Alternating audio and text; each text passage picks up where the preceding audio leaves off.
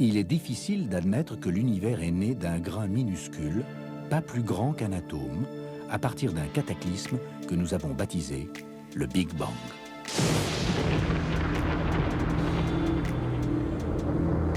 Une explosion d'énergie brûlante qui refroidit et se transforme en matière. Est-ce ainsi que les choses ont commencé?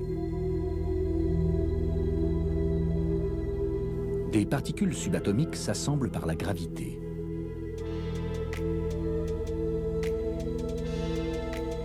La formation d'atomes simples comme l'hélium et l'oxygène.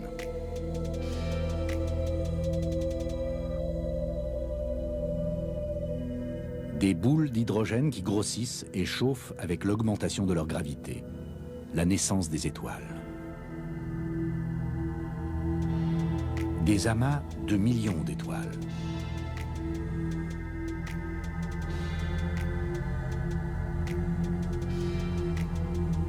Des galaxies de milliards d'étoiles.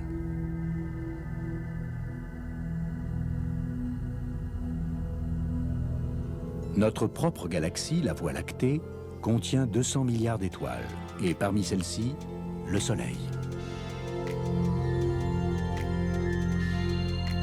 Une étoile née d'une boule de gaz qui devient de plus en plus dense quand la gravité augmente. Les températures grimpent, la fusion nucléaire s'amorce, et l'étoile commence à briller. En une réaction nucléaire continue, l'étoile convertit l'hydrogène en hélium. Sa force de gravité est la seule chose qui empêche une étoile d'exploser dans l'espace. Mais quand l'hydrogène diminue, l'étoile commence à grossir. Elle change de couleur et devient une géante rouge. Quand l'hydrogène a disparu, l'étoile convertit l'hélium en carbone, puis en des éléments plus lourds. Dans les plus grosses étoiles, quand le fer se forme, la gravité devient trop importante et le cœur s'effondre. L'étoile géante explose, c'est une supernova.